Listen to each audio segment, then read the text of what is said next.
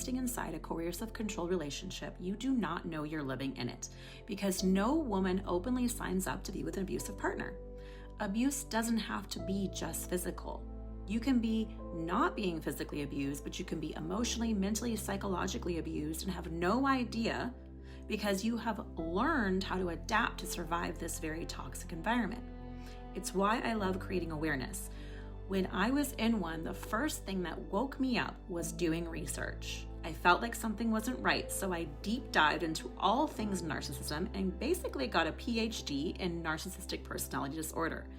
And I awakened to the fact that I was living inside of one and had been for 17 years. The first part of waking up is having to actually recognize that there's a problem and that the man that you love is your abuser. And that's the hardest part, because that creates cognitive dissonance, which is really a conflicting belief about the man that you love, because he's inconsistent. He is what I call the Jekyll and Hyde personality. One minute he loves you and you are his everything, and the next he is calling you names, he's withdrawing his love, or he's downright shutting you out, he's stonewalling you. But then he comes back, he apologizes, and you kindly accept it. And because you feel like you need to forgive him, and that you do this cycle over and over again, and then the cycle begins again and repeat. And this just simply becomes your normal. You don't question it, because on some level, the relationship is meeting at least one of your needs, so you accept less than you deserve. It is why I'm so adamant on teaching women this kind of awareness that's needed to wake up from this state of pure survival and to begin to see the red flags. My mission is to guide women back to their power after this type of abuse.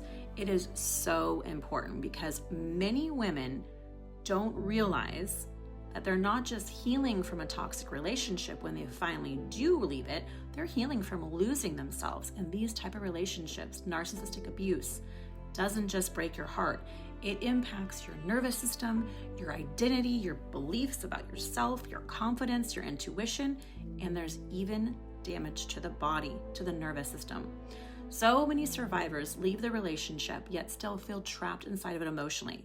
They wonder why they still feel anxious, exhausted, disconnected, hypervigilant, emotionally numb, or just simply unable to trust themselves, even after it's over.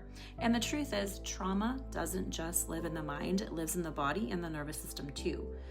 After surviving narcissistic abuse, religious trauma, years of people pleasing, and being stuck in survival mode myself, abandoning myself to make other people comfortable, I know